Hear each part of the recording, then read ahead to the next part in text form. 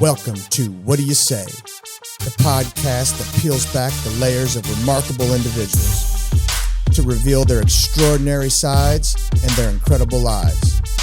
I'm your host, Frank Termini, and I'm absolutely thrilled to embark on this journey with you. The podcast name's What Do You Say, but that's not how it's said. How do you say it? We say. What do you say? We say. What do you say? We say. What do you say? You got it. We say. Hey. Welcome back to the podcast, ladies and gentlemen.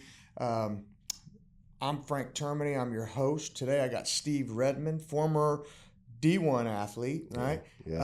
And currently is kind of a sports psychologist. Yeah. I'm sitting in that space. Yeah, for sure. You're sitting in a sports psychologist space, but more wearing a pastor hat. Yeah. Which is ultimately what drew me to you. Mm-hmm. Here, so, Coach Simone and I have discussed it, and I talked with Tessa Brophy, who's a volleyball coach, but kids nowadays, man, it's harder for them than it was for us. It is. It is way harder from a sports standpoint, from social media standpoint, societal standpoint, socioeconomics. Yeah. There's all these factors that play in us. I remember when I was in grade school playing football, we didn't have like my son's 5th grade football team has probably 8 kids that could play on the offensive line. Yeah. That they're trying to figure out, who is the best one to put where, and we could work guys in and out, and we could do all this. And like when I was in grade school, shit. Nope. No shot. No, yeah. you weren't going to have that issue. Right. And even, particularly with football, the game has changed so much that, if I was an outside linebacker and you played outside linebacker every single week. Right. And nowadays offenses are doing so many different things where you're like, hey, this may not be the position for this kid this week. Mm-hmm. And now next thing you know, he's not playing outside linebacker. That's a tough Somewhere thing. Completely different. Yeah. Or he may not even be on the damn field. Right. And I would have been one of those kids. If we were playing against a team that wanted to pound the ball, they could have put me at outside linebacker. If you put a team that's going to spread the ball around and play a spread offense and have me cover people, I wouldn't have been the guy for that. Way different. Man. Way different. It's a way different climate. And, when we think about, the seat I sit in has been interesting because came up in a similar time where sports was far more simple than it is now. The levels of it were not all business, which is at the end of the day, just about every level of sport is some form of business now. Yeah. Which dramatically affects the environments these kids are coming up in. And being blessed enough to be, when I mentor some of my kids, I really preach to them. I was blessed to be in, the 5%er group, and go play college ball, D1 ball. And even that was different. It may be less than 5%. Yeah, depending on what sport for sure. And that yes, because holistically it's like and I'm talking about every sport, every kid is like 5%. Sport to sport, it changes a little bit. But that includes all levels. So like it's not just, D1, this, like all levels. Wait a second. You mean to tell me only 5% of athletes play college sports, even at like an NAIA level? Dude, it's small, right? I can't believe that. That shocks me. And here's the thing that's funny about that. When you look at the business of this thing, is so much of the business is driven by that, the D1 level percent. It's going to be interesting to see as this expands, the paying athletes and all of this, kind of what it affects. It was an athlete I was talking to the other day, and I was sharing with her. I said, what you have to realize is your path to D1 will probably be different than mine. Because all I'm about, before I go off on a tangent, because I get excited about this stuff, man, it pumps me up, because when you talk about how hard it is for kids now and how different the world is now, my heart is for athletes to be able to navigate this terrain as successfully as possible. I want you to dominate and conquer everything you can while you can.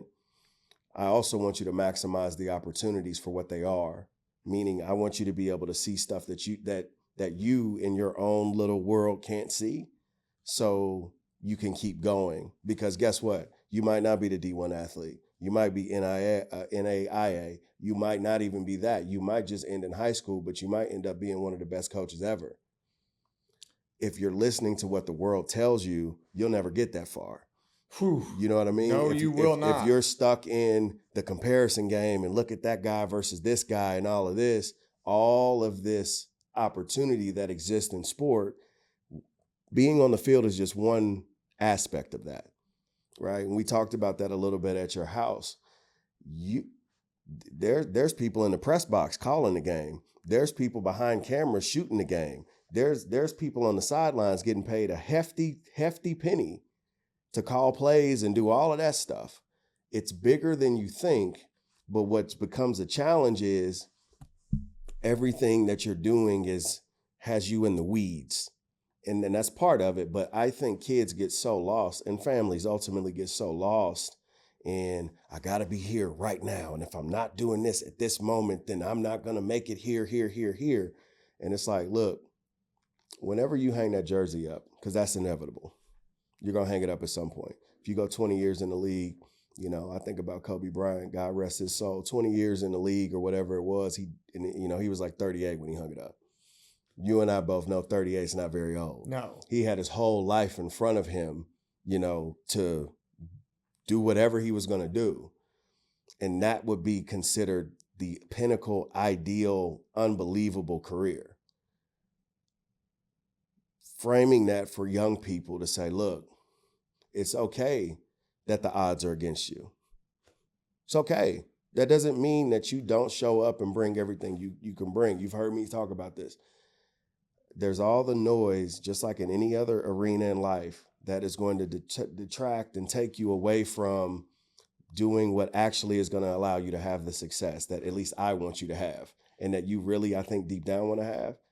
And at the end of the day, if you can't sort through the distractions, whether that's social media, whether that's, not being held accountable to work, whether that's, again, you're getting in your own head and you don't know how to actually navigate, you don't know how to manage failure or disappointment.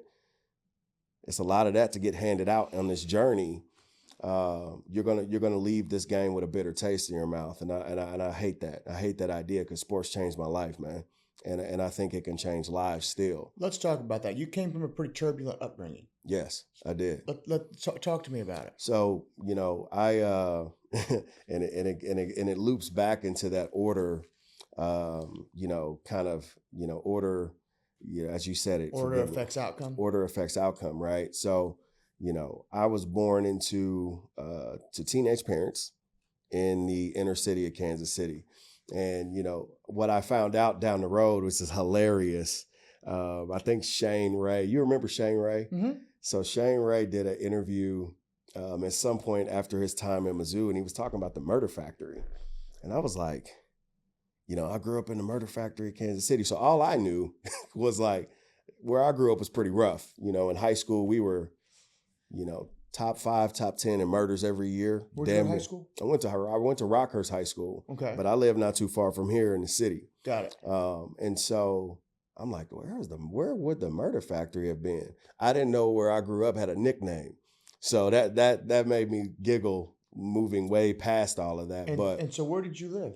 I lived, when I went to Rockhurst High School, I lived right up here. My mom still lives over there off 31st and Linwood. But prior to that, I lived on 63rd and Agnes. I lived on 47th and Prospect. I lived off 22nd, 56th and Highland, like all in there, in between, up and down Paseo, all over the place. I know where you're at. You live my 56th and Highland is right by my uncle's liquor store, Paul's Liquor. Right by what's it, Rockhurst University? Yeah, right by Rockhurst College. Yeah. Well, Rockhurst University. Yeah. So all up and down that way, man. And I had a couple of stints.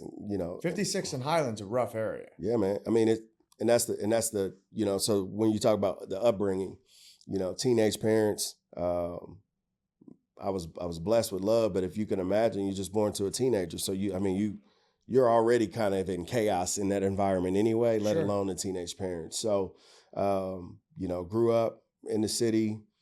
I spent a couple of years, I was blessed, a couple of years out south, Grandview, South KC area. Mm-hmm. And then 5th grade, we ended up, being homeless, which was a kind of bizarre thing because we went from living out there, and my dad had worked at Wonder Bread. If you remember the old Wonder Bread factory that is now, I think they turned it into the KC Mo Public Schools central office or something. He worked there. Our church was on 31st and Truce. And, I don't remember all the particulars. I just remember we ended up living in the church because we didn't have anywhere to live. And that was one of the most wild times of my life. How long did you have to live there? We were there for about a year. Oh, man. And it was rats, roaches, dude, go in the closet, there's rats crawling on the clothes. Not to mention just that hard time in general where, there's be times I had to wear my mom's shirts to school. I got shoes with holes in it that I'm wearing so that area, that's when St. Francis was across the street. Yeah. So that's where I went to 5th and 6th grade. Got it. So I would catch the bus. Well, the church is still there. The church is still there. St. Francis Xavier? Yeah. And they turned it into But that's further south on Troost. That's almost 50th, right? Yeah. So that's where I was going to school. Okay. But I was living on 31st. I catch the truck or it's right the truck. by Go Chicken Go. Yeah. I used to walk up there all the time. Yeah. So that was one of the pivotal moments in my life where I really knew nah, man, I do not want to be here ever again in my life. And, that led to us getting back out. We ended up going, if you're familiar with the O'Hara High School. Oh, yeah. So we moved back out. That was a big rival of Pius. Yeah. And so we, had that year in the church. We moved around the corner to another, not so great apartment around the corner. And then we moved out south 7th and 8th grade. And I went to St. Regis. Mm-hmm. And that was refreshing, living out there. It's kind of like Longview Lake area, didn't have to worry about none of that. And then moved back to moved where my mom lives now. We moved down there when I went to Rockhurst. Okay. So how old are you, Steve? I'm 38. Okay. And so you graduated probably in 04? 04. Yep. Okay. Got to Rockhurst 2000, left 04. Was one of the few classes that could have won 4 titles in a row, but we didn't. So we lost to Blue Springs. Yeah. So won my freshman year, lost sophomore year to Blue Springs. Well, Blue Springs eliminated us and then they won. Right. Junior year we won, senior year they won. So we had a good run. 5 football games is what we lost that class. So 4 of them to be in Blue Springs, which I had some guys. Were you a running back? I was a corner. Corner, okay. Yeah, I played corner and receiver, which, if you know Rockhurst football, that didn't do you really any good because all we did was run the ball. Here, they're a heavy run team now. But, and then I ended up playing DB. We had some guys come in. DJ Hort was a guy. He was a beast of an athlete. And so me and him start splitting time. And then I came basically a defensive. I played offense and defense, but, defense was my specialty. So I got recruited because of my size as an athlete. And then I was able to change my life, man. And that's what I mean is when you come from those environments where I come from, sports was a way for me to go be normal in a way. Yeah, well, and forget about everything else that's going on around you. Just it was an outlet for you. Yeah. Mentally, probably. The whole ticket, the training of it right there back in the city. I used to go run at Central High School. Central was around the corner. I had a little lot at the end of my block. It's still there. I was showing my daughters this. I was at my mom's house the other day, and I used to go up there and run sprints. And the whole concept of sport just gave me an avenue of escape, which was a blessing because, my family, it was drugs or alcohol. And for me, it was, I got this sports thing if I pour into it, I might be able to go do something. Right. And, that's the stuff that's at the heart of what I do is, my faith was a saving grace in that whole time. Because like I said, we lived in the church, but like you were, kind of alluding to, I had a very adversarial relationship with the Lord because in my ignorance, you're contrasting all of these things in your faith. You're living in whatever your circumstance is. And you're also trying to understand that's just generally beyond us as humans, God and the whole thing. And I'm trying to navigate this thing. So for me, having so much adversity and challenge in my young life, I was like, yo, this dude must just be up there like, hey, here's your card, the hand you're dealt. Can't wait to see what you do with it. Right. So the more I went through, specifically in my family, because that's where a lot of the stuff started, it really became a challenge for me to kind of jive with God. I'm just like, dude, like if you could tell me something that makes sense on why this is my life, I would love it. I didn't understand human irresponsibility at the time. Right. So I'm like, I don't understand why it's me. That was really the chip I had on my shoulder, kind of working from a deficit. And, sports became that avenue for me to change. And I still, recently working on some of this stuff, because this is how deep it gets. It's like, I'm showing up to environments where I'm the same, but I got a chip on my shoulder because I might be a superstar here, but I go back home, I'm sleeping in the bed with rats and roaches. Right. You know what I mean? So it was this weird thing that was happening where I'm moving my life forward, but internally I was kind of off center. But sports provided me an opportunity to actually do the real work I needed, to where when you ask me, order affects outcome. Yeah, it does, because I spent a good chunk of my life, thinking if I just make it to the NFL, all the stuff that's going on in my family will change. If I just get the next thing, everything will be better. If I just do this and this and this and this. And I was missing, your identity isn't in any of this. Your identity is in me. And if you just give me some time to talk to you, if you just give me a minute we could just sit down for a minute and we could work through some of this, you could start to see what I was doing. So, and that's really difficult, particularly when you're struggling financially. Yeah. I'm survival mode. I'm 45 years old, going to be 46, and sometimes find myself still in survivor mode. Mm-hmm. And you can't have a relationship with anyone when you're in that mode. Nothing. Not with the Lord, not with your wife, not with your kids. Nobody. No one, because it's just like a kid. I'll come home sometimes and I don't even know how to articulate what's going on in my head. Right. I'm trapped in it. Yeah.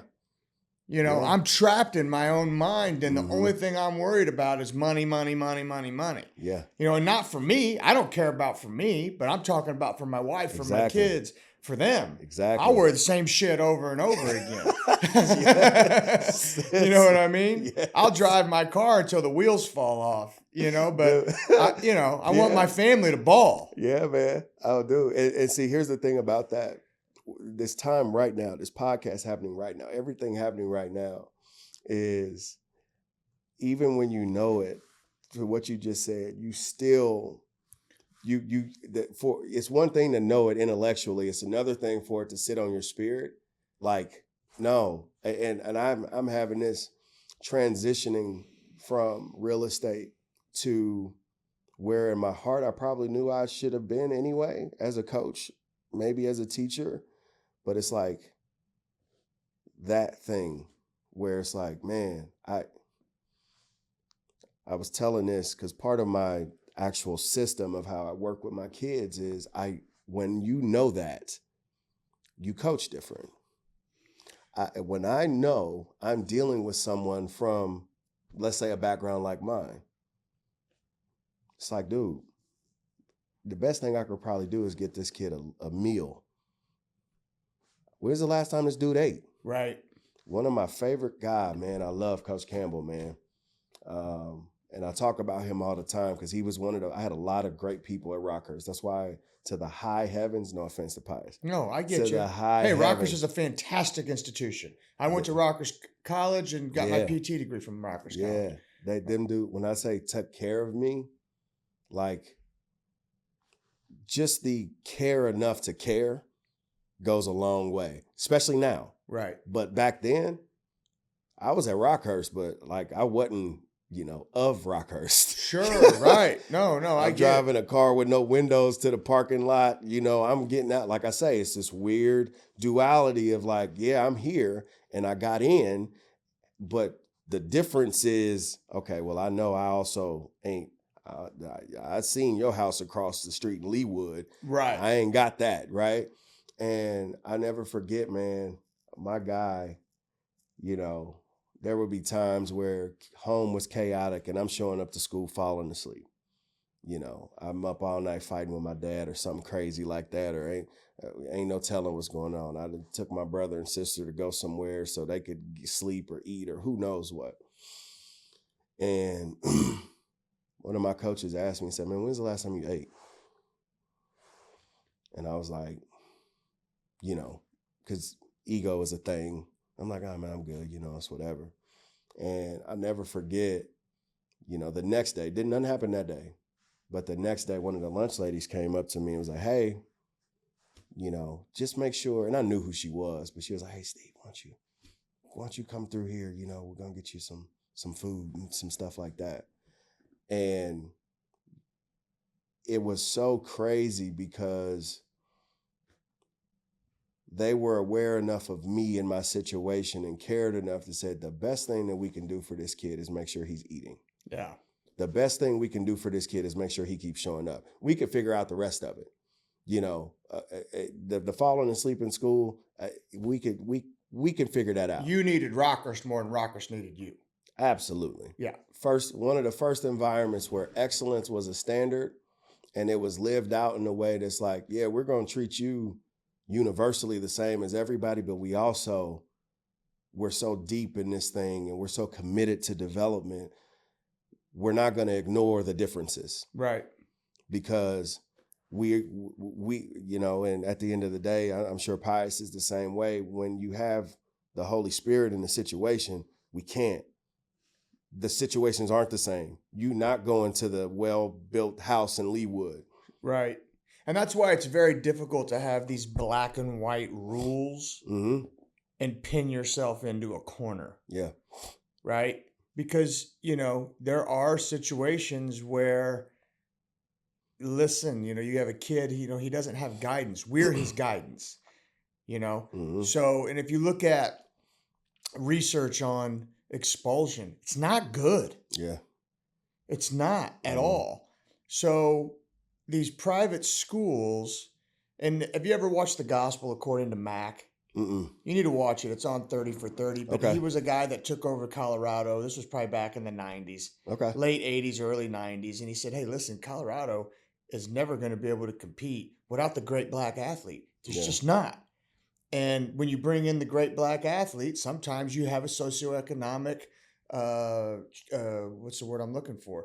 There's a culture shock. There's a culture shock, but socioeconomically, some of them are just different. Right.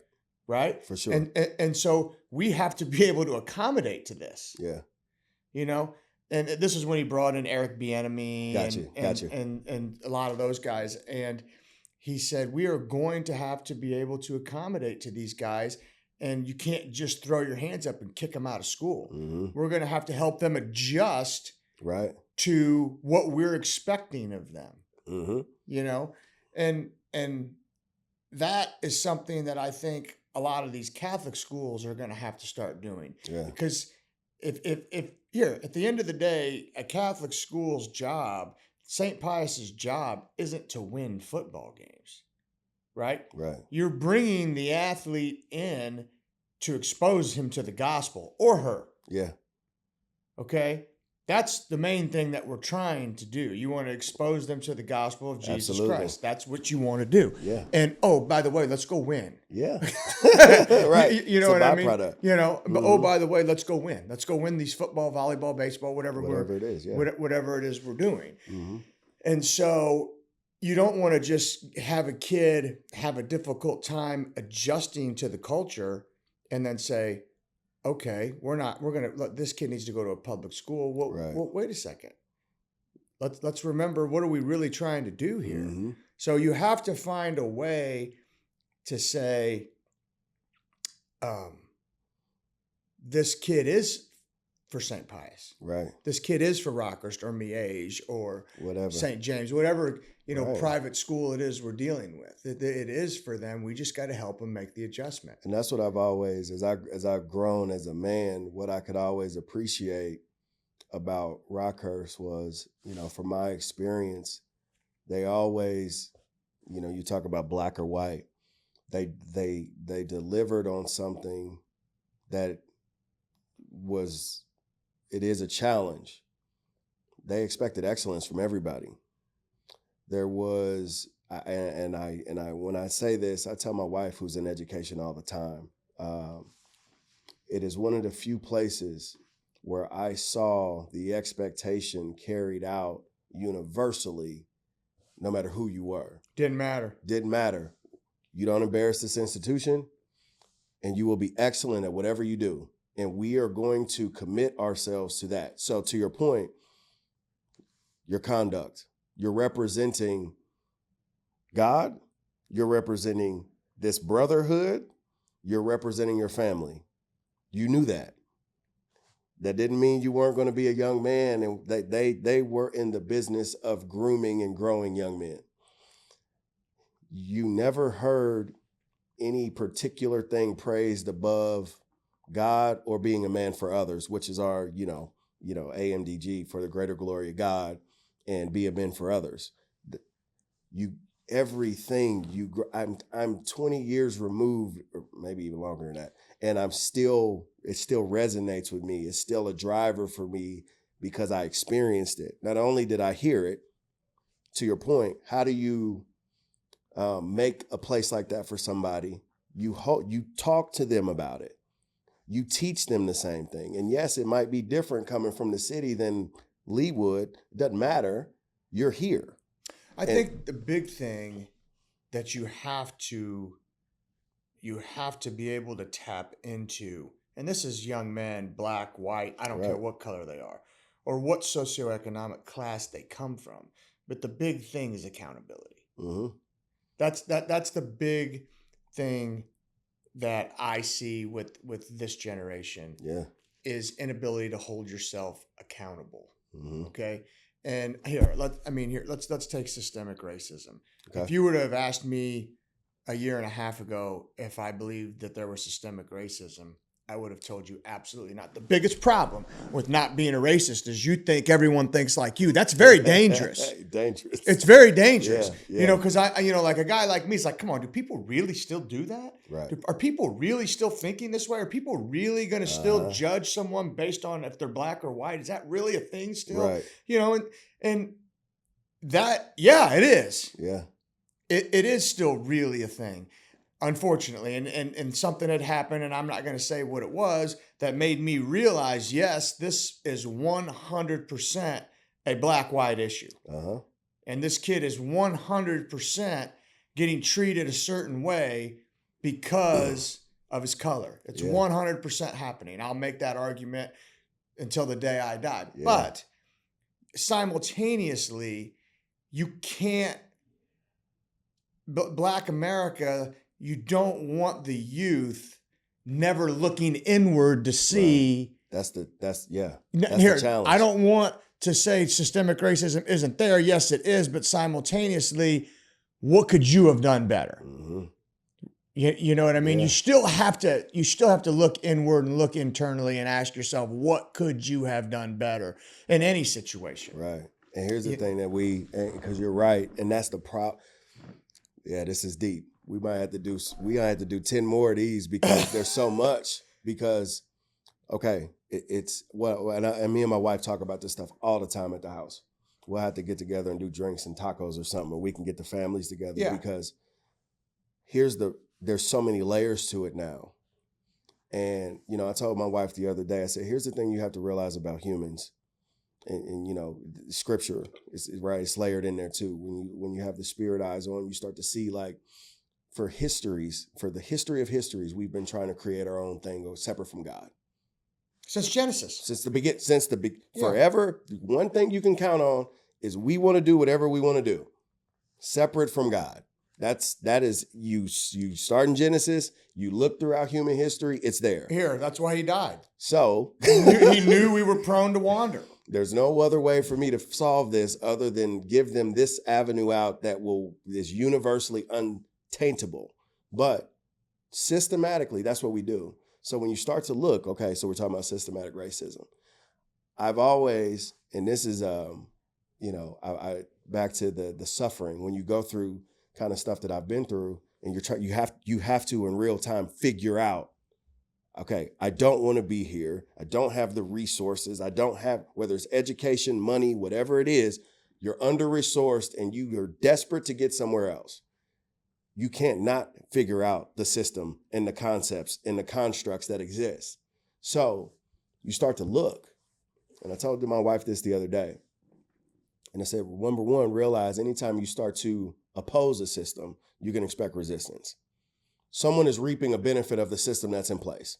Whether you look at one end and it's the opulence and the optic, we do everything for show and not for substance. Cool. So, but then you go to the other end and there's some people, back to your accountability and, tying it into a kid like me growing up. Those systems work just as powerfully on the other end. The standards are different because of the circumstance, let's say.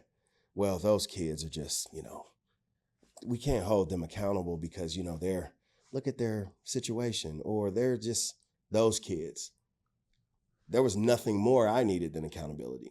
The Right. issues that I had with my father, when I really got to the heart of it with the Lord, I didn't have someone to say, hey, don't do that.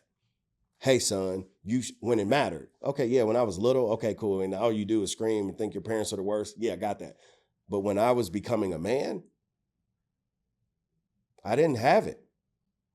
And I didn't know. Right. And when I really got all the ego and the BS out of the way, when you talk about accountability, it gets tricky when you start to see what the system throws away for some, but then has for others. My wife is in a situation similarly where we talk about, like, look, when you are coming from an environment like that, this is why humans screw it up. You absolutely need love and grace because you don't have the same thing someone that comes from a 2-parent, middle-class, affluent household has. But you still need the same damn expectations. Sure. Because you've never had it or heard it. Sure. You've never heard, you're not going to just be disrespectful because you in your feelings. That doesn't play well in real life. Right. You can't just do this because you think, okay, you have to start to learn the game, if you will. And it just so happens, in my opinion, it's funny how the game is tied to scripture. When you start to look at some of the things that the Lord has always asked of us, don't steal, don't kill. It wasn't, hey, I'm just telling you to put you in a box. It's like, look, this is in your best interest. Right. Because when Jesus dives into it and he talks about how, basically, I'm paraphrasing poorly, checking your anger because the anger is what leads to the murder. Right. Emotion. Like, I'm trying to give you a framework to live your life. Well, and even if you look biblically, your emotions are all rooted in sin. None of that came about. They didn't become ashamed because they were naked until after they ate the apple. Yeah. Right. You know what I mean? Mm-hmm. So your emotions are all rooted in sin. And I would say unchecked. Right. The unchecked ones, because it's like, and man, it's Because here, golly. look at the people who look at your one percenters for your athletes. Mhm. They'll Yeah, all have yeah. one common denominator. They ain't going to get too high when things are good. They ain't going to get too down when things are bad. Mhm. Their emotions are in check. Right.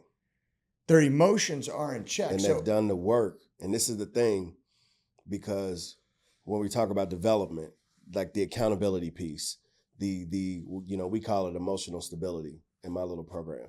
It's like, think about being a baby, right? And all you have is emotion, right? It's it. Like you can't communicate. You cry when you need something. Mom and dad got to figure out what it is. I don't know. It's like that's what we have, and we should be constantly grooming and growing and shaping into managing our emotions. The thing that's funny about, back to why it's so hard being an athlete now is, and this is where I was really going when you brought up accountability, part of the system that's broken now, in my opinion, is we don't have leaders, and I'm not saying all of them were great when we were coming up. We don't have leaders like we used to have. We Yeah. don't have, I could probably go era to era of my coaches, and I could tell you a lesson, something that I learned, because that's what my coach stood for, right? Just like we take on the image and likeness of God, I'm a firm believer why I even do leadership development with coaches. Your team innately is going to take on the image and likeness of their leader. So you better be a good one. right. You better at least understand that what you do impacts them greatly. And too often I see, whether it's teachers, coaches, business leaders, you're not wearing the mantle how you should.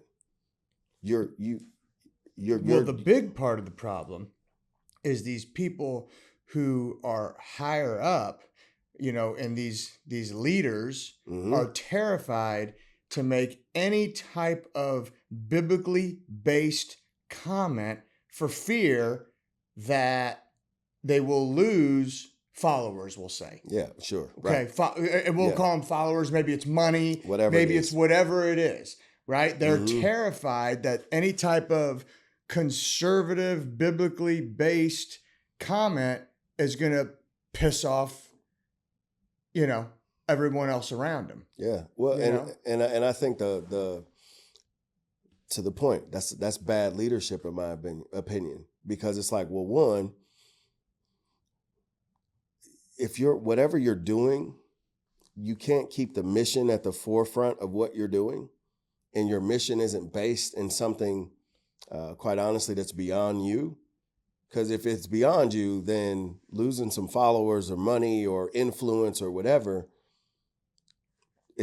you're going to be fine. But whether it's in education and you're more worried about getting sued than you are actually doing what's right by the kids you're responsible for. A coach, let's talk club, because school ball's a little bit different now than it was back in the day. Right. You're one, either just running hey, I'm just here making money, cashing checks, and whatever happens is happening because it can, or, well, I don't want to push the envelope too much because what if my best players leave? This is what also makes it a challenge, because here's my thing. That kid that you had, for whatever moment of time it is, you have set them up for failure. Right. I don't care how high they climb. I don't know if I shared this with you. One of the things that drives me crazy is when I see those 1%ers, the people who can actually go have a career in the NBA, in majors, whatever it is. And because their character isn't built to sustain the environment or the environment that they're in, they screw it up. Right. You finally got there. You finally got it. And because people in your life let you be could say it, an asshole because you were good at what you do. Right. Now you're up here where the consequences are heavy. Right. You're swimming with the sharks now. And now you got everybody up there that's as good as you, and then there is a guy out there that has integrity. Right. And so when you bring God into the equation, which is part of my philosophy as well, is like it's not going to be what He intended for it to be, meaning you're going to get a fraction of what He had for you, or you're going to screw it up.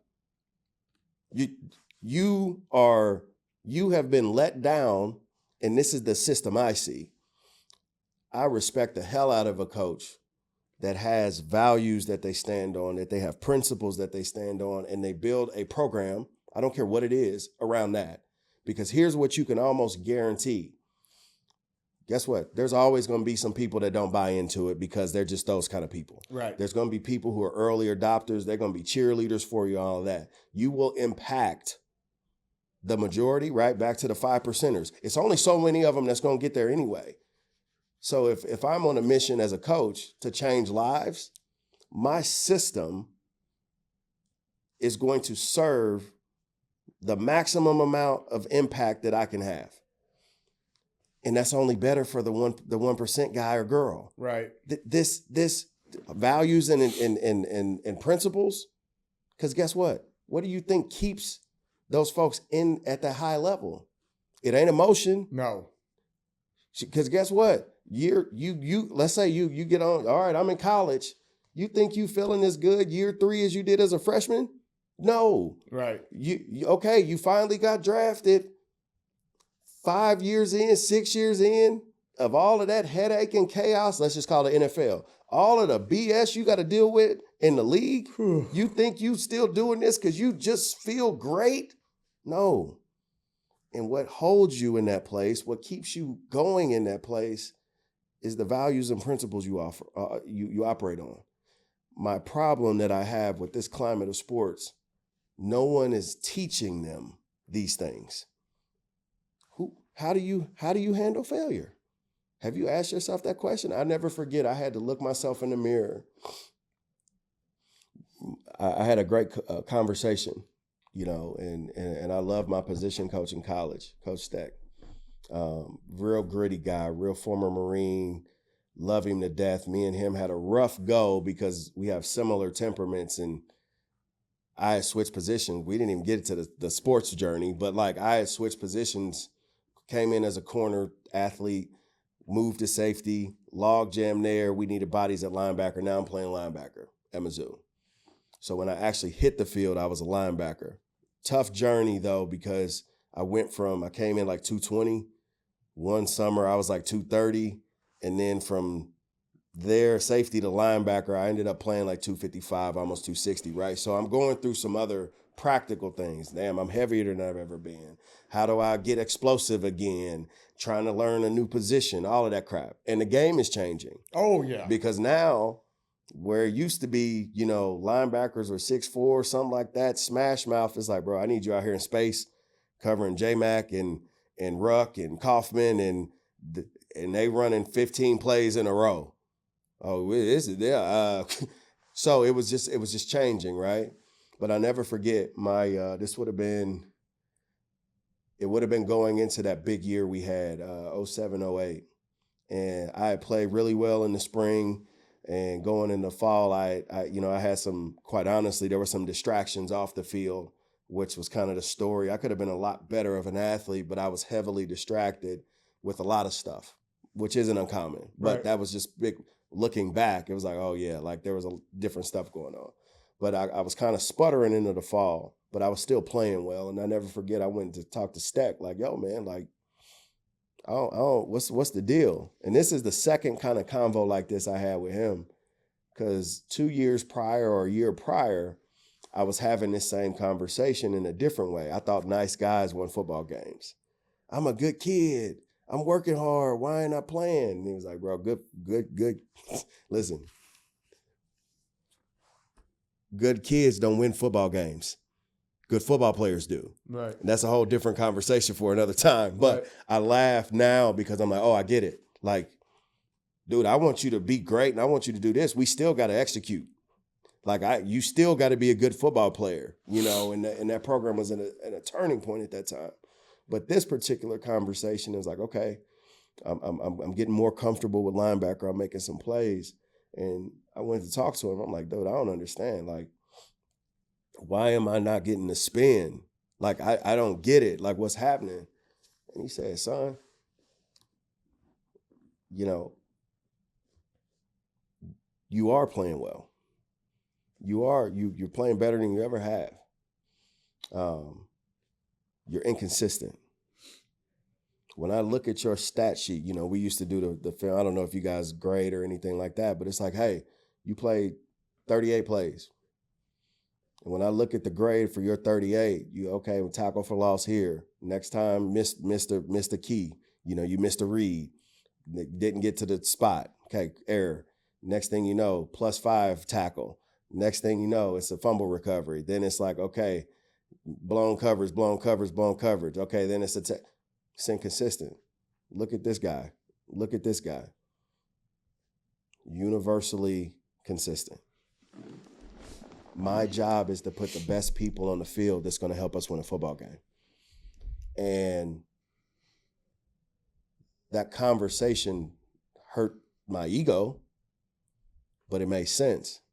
And the fact that he was willing to have that conversation with me demonstrated like, and he told me, he's like, here's what you need to do. It's not going to be easy, but this is the piece that's missing in this thing. Is like, he's talking to me, having this conversation, which is usually an uncomfortable one. I said, no, man, you're just not as consistent as linebacker 1, linebacker 2. That's why the rep split is what it is.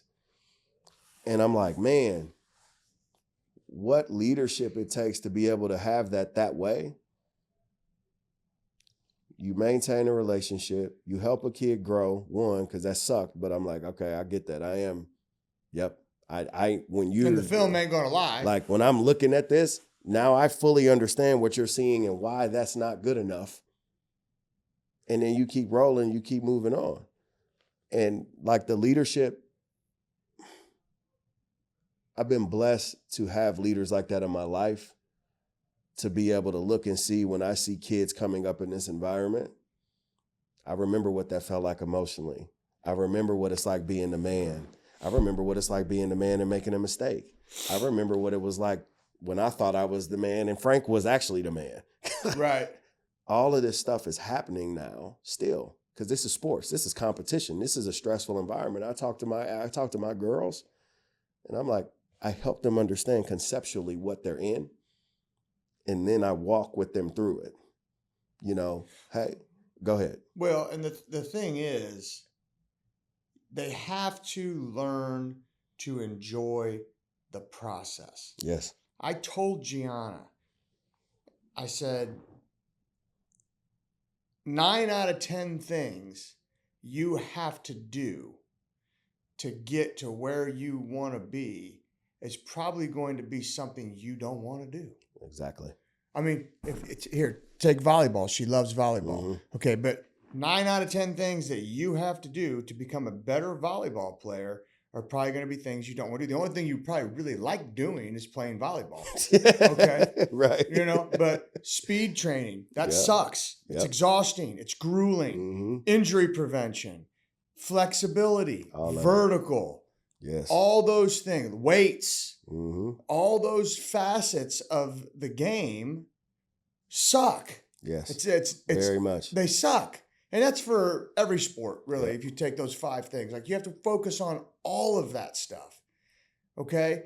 And it is not fun. Occasionally you have a kid that just, he don't care. As long as he keeps his eyes on the prize or her eyes on the prize. I played with some of them, yeah. He understands this, and he's like, you know what? I like doing this because I know it's going to make me a better athlete. Yep. But for the most part, no, they don't like doing it. And here's another life lesson. You have to learn to do shit you don't like to do well. Easy. Period. Yep. You have to learn to do that stuff that you don't like doing and do it well. Yeah. It just is what it is. I told my girls this way, because, you know, we have that conversation all the time. We are growing into who we're going to be, is how I frame it for them. And I said, ladies, this is just universal. Like, if you want to keep playing at the level you're playing at, like, I'll show them a reference. Doesn't even matter what sport. Because, you know, the beauty of the age, in my opinion, if we as leaders get our shit together and we start actually dumping into these young people how we can, does that mean 1 million more are going to make it to D1 or whatever? No. But what it means is they will be learning lessons that you and I and other people that came up in our era learned through sport. Well, and here's the thing. When it comes to being D1, you are not here. There has to be God-given ability. Yeah. When you're talking about basketball, volleyball, football, Mm-hmm. the only sports, in my opinion, that are truly diplomatic are the martial arts. Okay. Yeah. I mean, they are able to take, neutralize that stuff. Yeah. They're able to neutralize that Mm-hmm. stuff. And that's why I do love martial arts. I love it. Yeah. Because here, I'm 45 years old. If I wanted to go compete in a jiu-jitsu tournament, just go. Yeah. Just go. There's no depth chart. Yeah. Just right. go. You may go get your ass kicked, but go. Yeah. But you're competing. You're doing it. Right. Yeah, for sure. So I mean, that's very much a love of mine. Mm-hmm. That if I wasn't coaching football, that's what I would be doing. Okay. I just don't have time when you're spending 30 hours a week. Always rolling. Yeah, man. But that to me is the most diplomatic sport there is. Mm-hmm. But anything else, you have to have God-given talent. Steve can't train that. Neither can Frank Termini. Yeah. Now here, I can make Steve the biggest, strongest, fastest version of himself. Yep. But that don't mean I can make Steve a D1 athlete. Exactly. And this is the thing that and parents don't understand that. They don't understand it. And here's what happens with that, Frank. In my experience, there's so many people are jaded on both sides of that. Some people just think, oh, well, I don't have the God-given ability, so I'm not going to make it.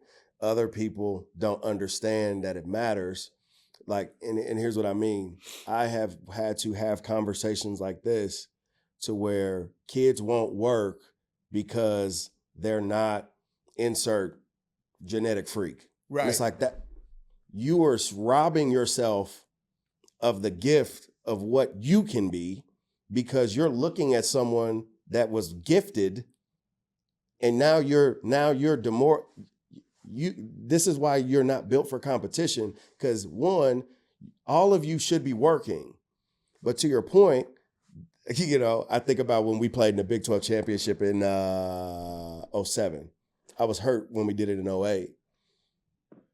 I was a hard worker. I was a gym rat. That's why I went the strength and conditioning route, and then that's how I ended up getting into coaching and evolving from there. I was a gym rat, dude. I loved it. I was a hard worker, and I would say physically, if I had like a genetic, like physically, like I could look at weights and just pack it on. I didn't necessarily have to do anything in that regard, but I still worked hard because although I was fast, as you start to see what's out there, the higher you climb, you're like, oh, I run a 4.4, but this dude is 6'4", 245, 250 and runs a 4.4. Right. You start to see what you're talking about, right? So you have to work. So it's like, yeah, I was able to get on at Mizzou, but then when you start looking, we had the whole thing because work is a part of the process. What are the Big 12 standards? Big 12 standards for linebackers. Everybody's about 4.5, 4.4-ish. So you either on standard or off or above it, right? Like it's a thing. And I bet it's faster than that. Oh, it probably is now. Because these edge guys nowadays are 6'4", 290, and they're crazy. running 4.4s. It's and I mean, back to why sports are hard now is like athletically, the stuff that you see from these kids is out of this world. Yeah, it's crazy. Right? So it's like my whole thing is like if we can get your mind and your habits lined up with your gifts, and okay, yeah, genetic freak, I still want you to do some work. And hey, kid, that's not all the way there. You need to work, but you need to understand it because it's like we were playing in a Big 12 championship. And I'll never forget me and my guy Luke were out there. And kind of what you're talking about early in the podcast, you're talking about how the game has changed and based on this formation. So anytime we played OU, I played a lot because they line up, they're running power, they're running this, they're running that. It's heavy, heavy run sets. So I'm on the field a lot more. And I never forget they had Jermaine Gresham. I don't know if Jermaine's still in the league or not. And then Joe John Finley. Both of them boys are about 6'7", 2 now. In cleats, with the media guide height boost, I was like 6'2". Real life, I'm like 6 foot. So they like legit 6'6", 6'7". And I never forget, we down in the box and we line up and they run like basically a double corner, a short corner, long corner.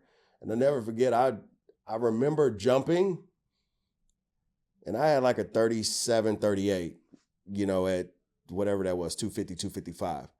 And I just remember not being close because he jumped and he got like a 38, 39, and 6'7". Right. So he's 7 inches taller than you. It's just what it is. Right. You know what I mean? And it's like, yes, people get so jaded by that thought.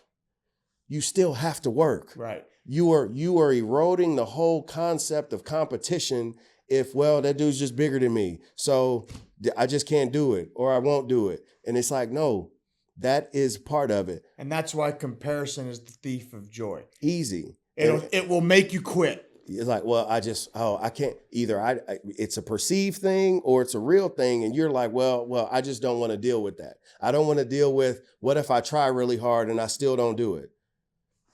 Tell my girls this, and I think I shared this with Frankie and y'all at the house.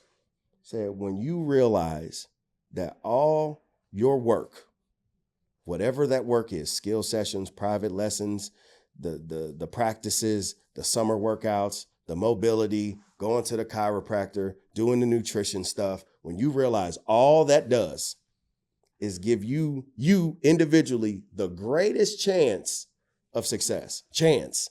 It ain't guaranteeing you nothing. No. Because guess what? That big monster that people get scared about, they really out there. Right. The guy or girl from Alabama that you can't believe is 13 or you can't believe how somebody that big moves, they out there. Right. And if that scares you, don't compete.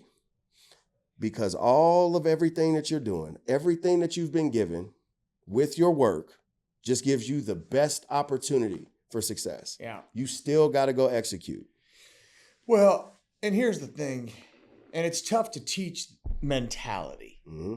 And it's also tough to teach perspective, right? It's like, yeah, so maybe you compete against the bigger, stronger, faster athlete. Maybe the bigger, stronger, faster athlete beats you.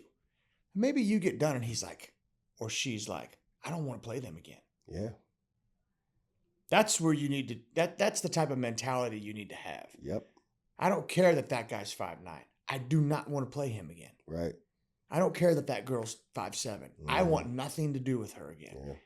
Yeah. And just go out there, quit comparing yourself. Everyone has their different journey, and bring the best version of yourself to the court, the mat, the field, whatever, to the pool, whatever. Mm-hmm. And quit worrying about it. And it's hard and that's the thing that breaks my heart in a way about this day and age, is to your point, it's harder to get people to be receptive to that. Parents, and through the parents, the kids, because you're a product of your household, in my opinion. Right. So you're a kid for sure, but if mom and dad ain't telling you we talk about realistically self-assessing yourself. I want you to be as confident as possible, but you also got to be able to look in the mirror and know, am I really working as hard as I can? Right. Or this or that? The truth's going to come out. It's going to come out. And this is the problem. When you have been fed some BS, when you run up against that guy, to your point, here's the reality. I tell my girls this all the time. I tell my athletes this all the time. Make them prove it.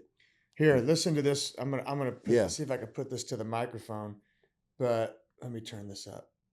This was Nick Saban. I just sent this to Michelle today to make sure the kids listen to it. Okay.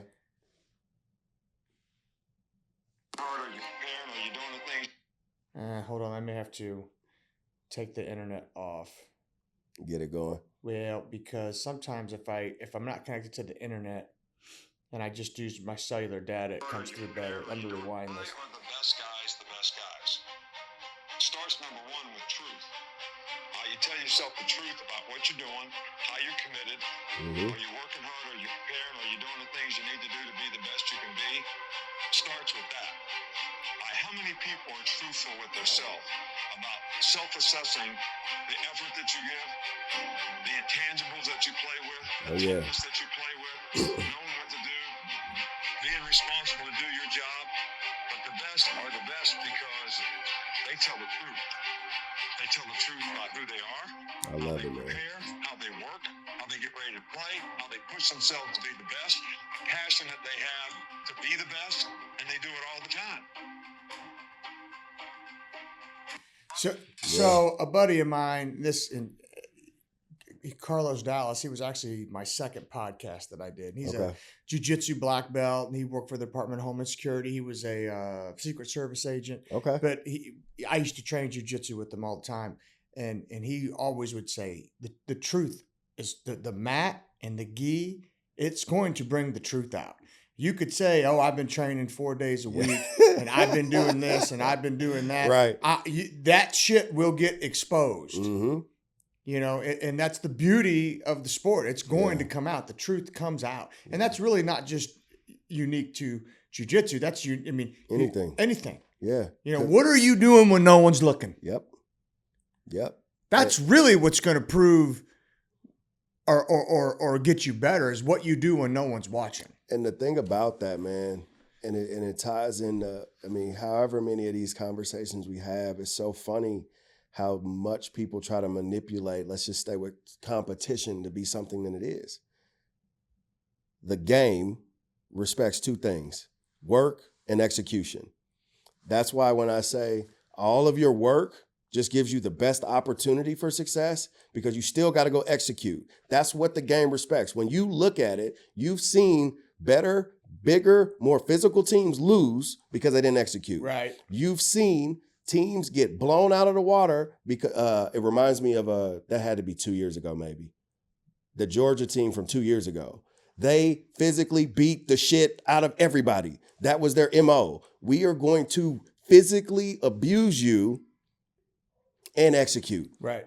And it was scary how good it was when you saw that. Right. Like, damn, they are physically doing the stuff. They are X's and O's doing the stuff, and they are untouchable. Yeah.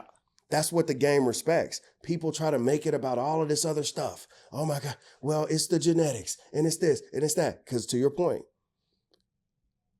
make them prove it. Hit that 6'8" guy in the mouth every play and see what happens by the end of the game. Right. The only way you will know is if you bring every single thing you have to the equation. Right. And then what? You realize this. I seen it in volleyball. You see it in basketball. To your point about the jiu-jitsu. Oh shit, they ain't really been working. No. They used to somebody seeing them and bowing down. And now you got somebody that said, oh, you're gonna have to prove it to me. Right. And all I want when I go back to everything I do, how I do it, is if I can get a kid to embody that, you're gonna be fine in life. Right. Because when life throws something at you, and it's going to, inevitably, and that shit's gonna hurt. You're gonna be like, oh, you got something to stand on. Yeah, and that's why I like not only what you're doing with athletes as far as attacking the mental component, but attacking it from a biblical standpoint. Mm-hmm. Because at the end of the day, you have to have a true north. Yeah. When the storm comes, and it's coming, mm-hmm. and those waves get you all discombobulated, you have to know where to turn. Yeah. You have to know where to turn. And you have to hold on to something that's sturdy. Yes. You know, you have to hold on to something that's sturdy, mm-hmm. and whatever that is has to be something that God promised, because you can't hold on to why me. Yeah. You can't hold on to it's not fair. Yep. You can't hold on to I don't deserve this. Yep. Can't do it. You can't hold on to that. No. That shit's gonna break. Yep. And I think, you know, when you say that, I did a Bible study. I did a message. We were in Chicago, and then subsequently I did a Bible study off of that. And, you know, that's a part of what I do, because, you know, when I was trying to be a pastor and all of that kind of stuff, it didn't work and I think by design, because I teach the word the same way I would teach X's and O's. I help people see, like, when you actually realize what we're talking about in sports and you can trace that through the scriptures, you think God ain't a competitor? Right.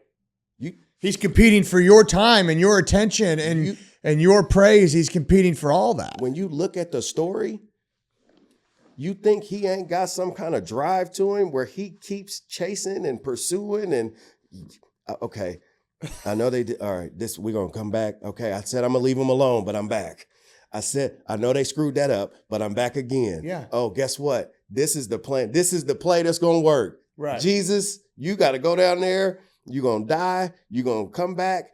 That's going to set them free. That's going to give them the thing that if they get on that path, and it's like when you can start to understand, which from what you said, you didn't. I did not see him that way when I was coming up. Not even close to here. I grapple with it still, except now I know, and I will tell myself, Frank, you're wrong, and I'll still grapple with it.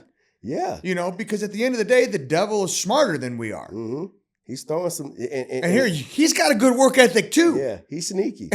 He ain't sleeping. No, you know he got a good chunk of people thinking he ain't real. Yeah, all of this. That's stuff, the greatest trick he ever did. Make him think he didn't exist. All of this stuff, right? But like when I started to look and say, because this is back to child of God. When I started to identify with the characteristics that he gave me, and I could find it. I said, oh, okay. So you are different than I've ever imagined you to be. And when you start to dive down that path and you start to look and see when he talks about how, you know, we're all his children and he's given one, because he's everything in anything, right? So he's given us different aspects of himself. And how often have you seen this where we try to put him in a box and ultimately ourselves in a box? Well, I'm a Christian, so this is what being a Christian means. I go to church, I sit on my hands, I say the stuff, I leave. Check a box. And it's like, oh, that's not actually anything like he is. No. In the Old Testament, or especially when Jesus was on earth. When you actually study Jesus, like, oh, he got a little fire in him. Well, he got a little. Craig Groeschel did a series called Savage Jesus. Yeah. Oh, yeah. I mean, here, Jesus made some emotionally charged decisions. And when you look at and this is what really was a breakthrough for me, which brought me some internal peace with myself. Yeah, we're always going to grapple with some stuff because that's just part of the unfortunate design of the situation.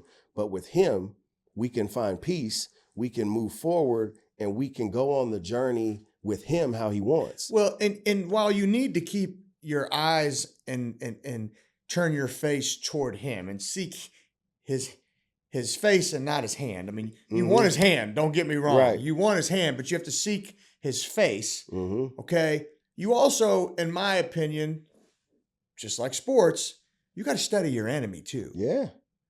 Right? You know got yourself, know your enemy. And you have to know how the enemy's going to attack you. He's going to attack you with lies. And what's the anatomy of a lie? He doesn't just come out and say, hey, God's full of shit. Yeah. But he'll say, it makes you question it.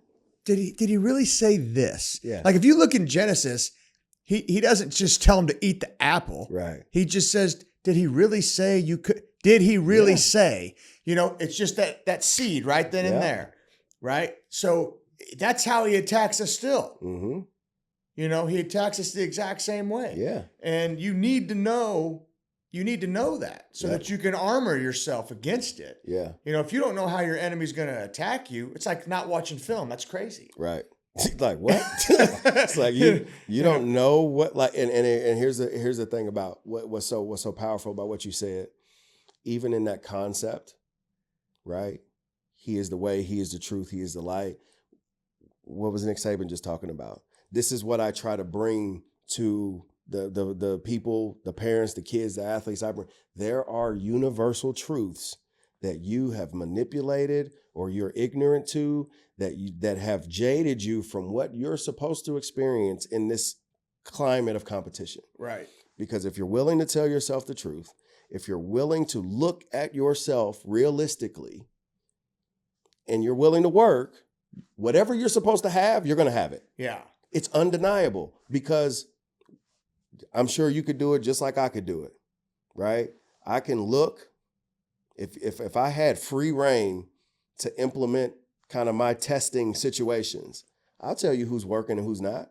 Sure. I'll tell you who's insecure, who's not. I'll tell you who's faking. I can tell you all of this because universally it looks the same. It just does. Right. You could go out there and the proverbial dog, you can find them. We can look at any sport. Oh yeah, that's a dog right there. You can watch them walk. You could. Oh yeah, that's a dog. Yeah, you can watch them walk. Yeah, and it's like, why is that? Universally, it's true. And this is what I want these young people, like, dude, your life can be changed by this thing. Sports are great. Sports are, at least currently, I don't think they've been infected. The universal unifiers. You like the Yankees, I like the Yankees. It don't matter what you look like. You like the Chiefs, I like the Chiefs. It is a unique environment where diversity exists in a relatively wholesome way. There's some craziness going on out there for sure. But when you think about the spirit of it, you drive through Arrowhead and see who's all out there. Melting pot. Melting pot. Yeah. And so it's like when you think about what's available from this landscape of sports, right? Because there's a lot of people, like I told you, making money, getting free educations, whatever it is. All I want you to do is like, look, man, we know the platform is there. Back to understanding your enemy. Okay. There's a lot of crazy stuff happening, a lot of lost lives, stuff like that. And I don't mean like died. I just mean literally you get in this stuff and you get led astray. How about we start in this and we stay on trajectory and we go be the next leader that's going to pour into the next generation. Hey, you might be the next great coach, next great AD, next great whatever. I don't know. The next great godly one.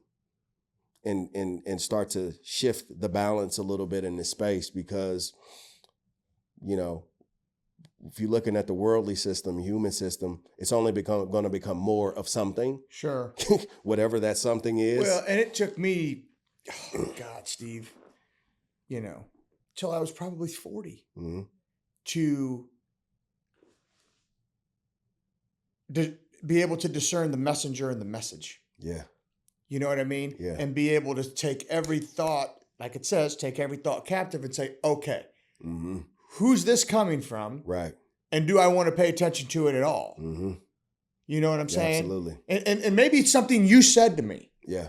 Right? But like you said, we don't fight against flesh and blood. Right. Right? And sometimes I may be doing the devil's work. Sometimes he could trick anybody. But somebody who says something discouraging to you, okay, all right, who's that coming from?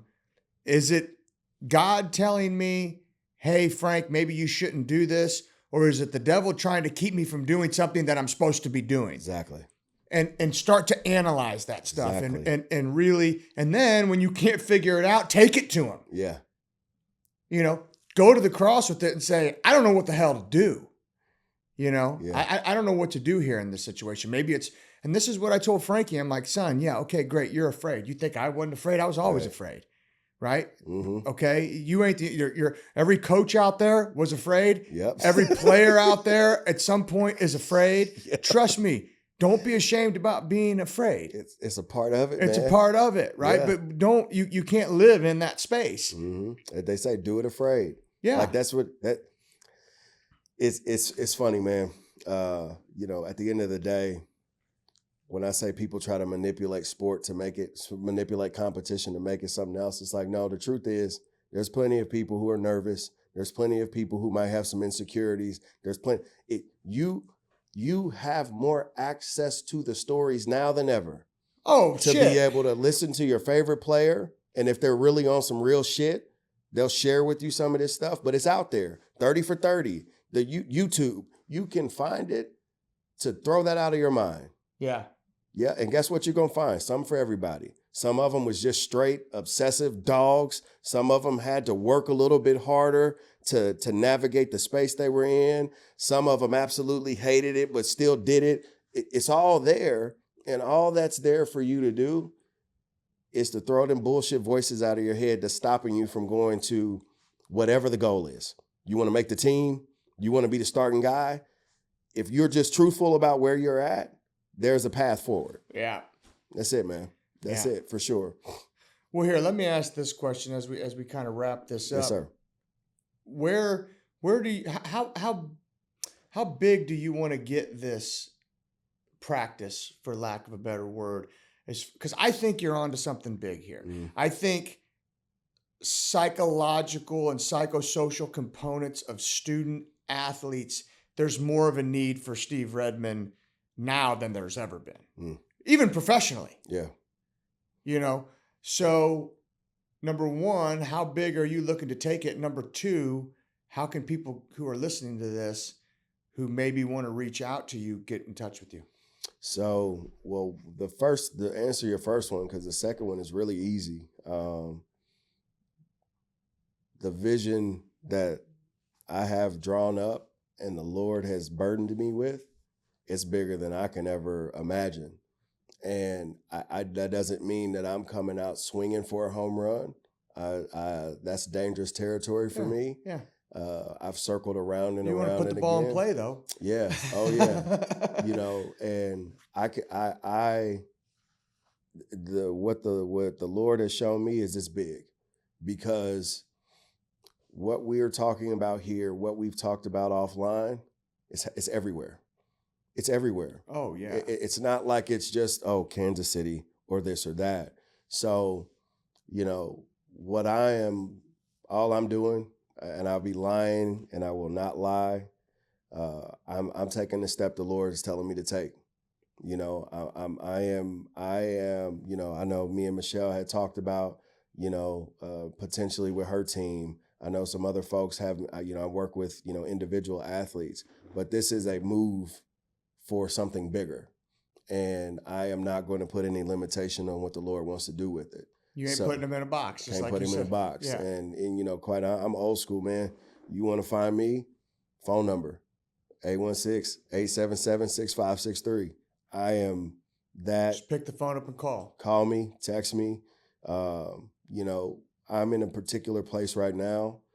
And this is the thing that's powerful, is everything that I'm doing is driven from the experiences that I've lived in this thing. Right. I know what it's like to be the kid that didn't know.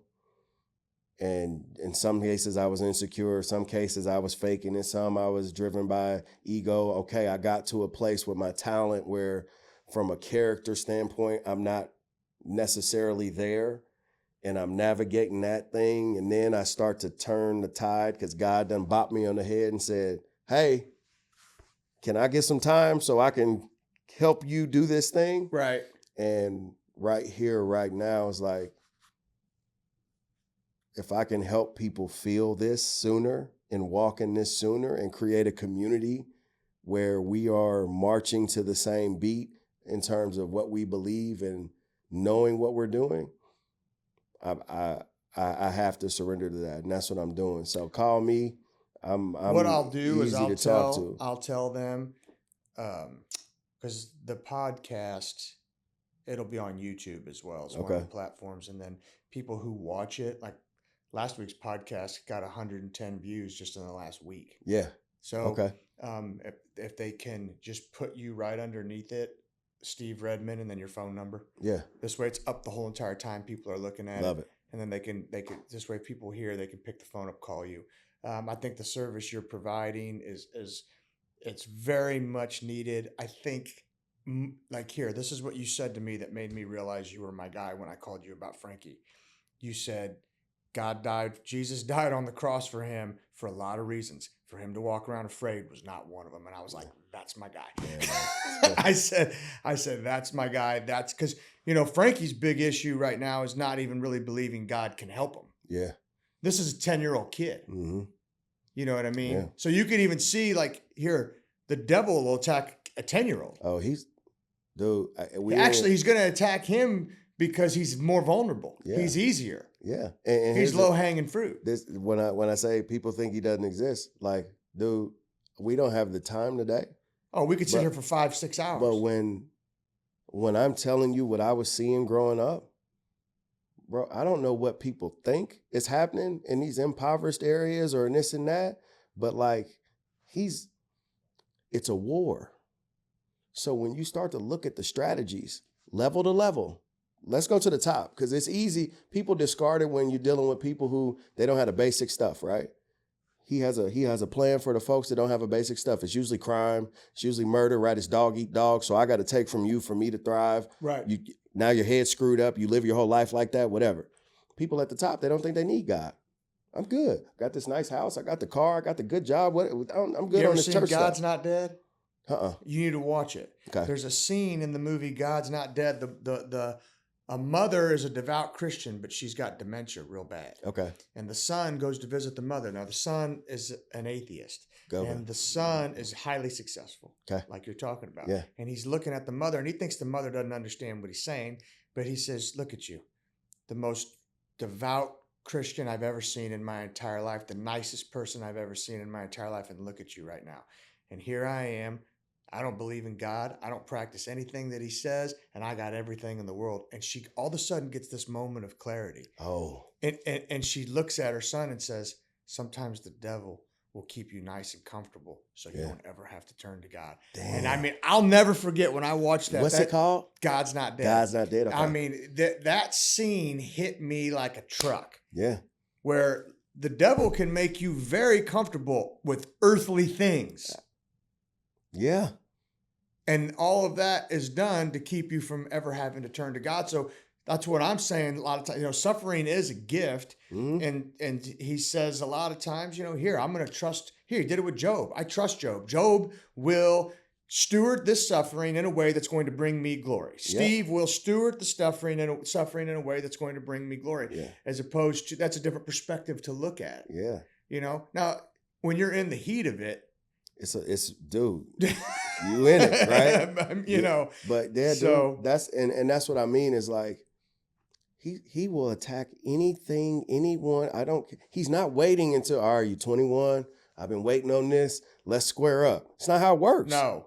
And that's when you start to see his strategic movements in this war, he's attacking the education system. He's attacking households. He's attacking environments, areas. He's attacking churches. He's church. Dude, the church has been, I can't do it. I mean, seriously, here, the Catholic Church's response to that speech from Harrison Buckner was preposterous. Yeah. And it proves that he's attacking the churches and he's winning.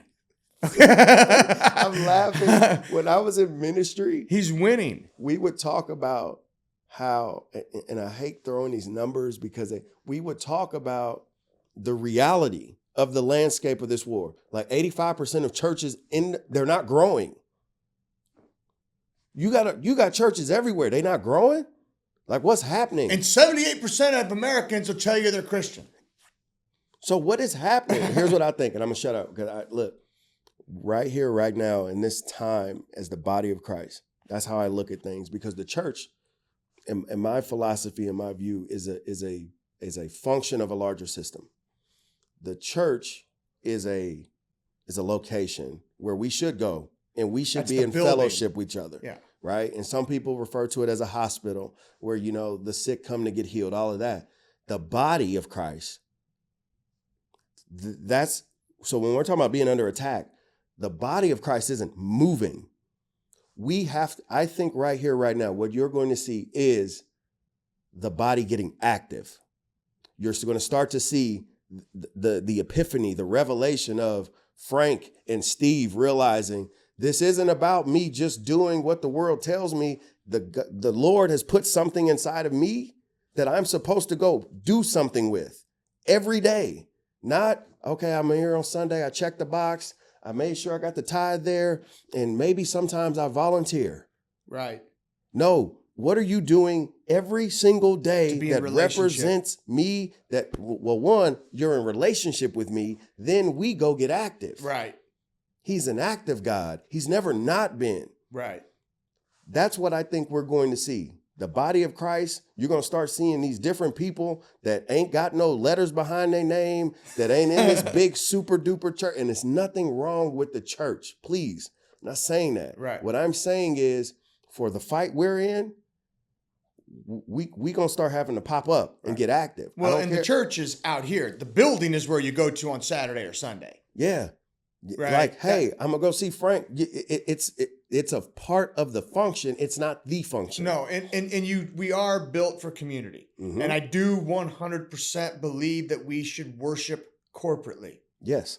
You need that. It's a part of it. Yes. You have to do that. And that's why the devil's biggest thing that he's going to do every single time is try to separate. Yep. He's going to try to separate and keep his kingdom intact. Yeah. Okay? Yeah. So that's why we need to be coming together over Yep. and over and over again, coming Yep. together. So anyway. Dude, I love it, man. Steve, thank you very much. We'll get your number out on this. And you know what? Keep doing what you're doing. I think you're in the right spot. And if there's anything we could do to help you, especially from this platform, let me know. I appreciate it, man. All right, brother. Yeah.